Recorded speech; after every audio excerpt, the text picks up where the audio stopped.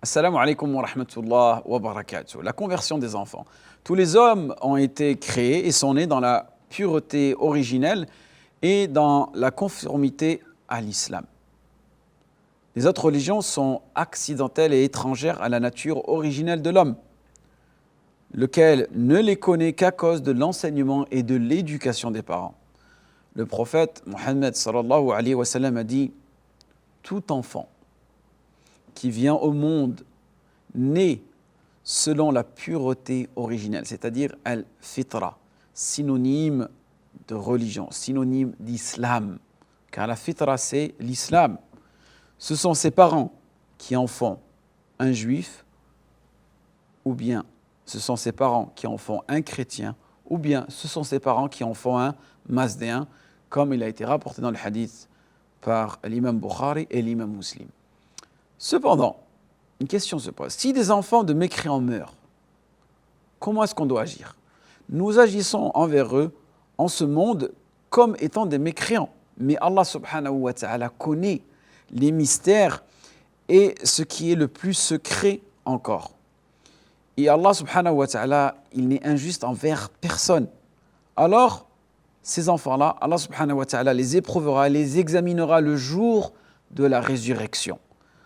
Ceux d'entre eux qui obéiront auront le paradis et ceux qui désobéiront auront l'enfer. Quand on questionna le messager d'Allah sallallahu alayhi wa sallam à propos des enfants des païens, vous savez ce qu'il répondit? Il dit, quand Allah subhanahu wa ta'ala les a créés, Allah savait parfaitement ce qu'ils auraient fait s'ils étaient restés vivants, rapporté par l'imam Bukhari. Donc la science, l'omniscience revient à Allah subhanahu wa ta'ala. Maintenant, une question peut se poser. Dans quel cas, en ce monde dans lequel on vit, peut-on considérer les enfants des mécréants comme musulmans? Donc on peut affirmer que des enfants sont musulmans dans divers cas.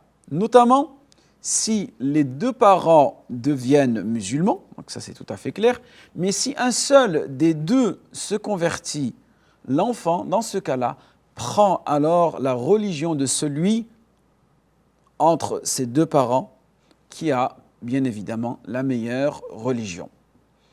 Deuxième cas de figure, si l'enfant, non encore majeur, mais capable de discernement, d'accord, tamayyuz, devient musulman.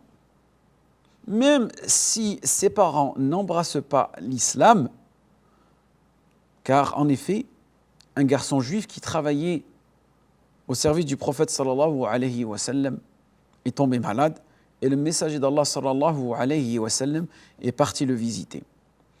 Et le prophète, par sa miséricorde, s'assit à son chevet.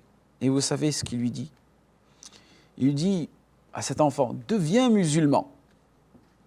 Celui-ci regarda son père qui était présent et ce dernier lui dit, fais ce que Abu al-Qasim te demande de faire. Et alhamdulillah, l'enfant se convertit à l'islam. Le prophète sallallahu alayhi wa sallam sortit en disant Alhamdulillah, Alhamdulillah, louange à Allah subhanahu wa ta'ala qui l'a sauvé du feu. Et ce hadith est authentique, rapporté par l'imam al-Bukhari.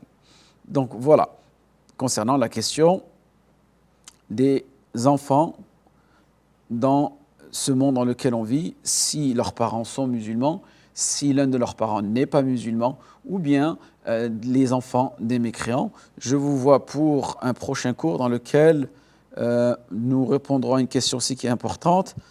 Ces deux parents se sont-ils convertis ou l'un des deux? Que faire dans cette situation-là? Je vous vois juste après. وفقكم الله لما يحب ويرضى والسلام عليكم ورحمة الله وبركاته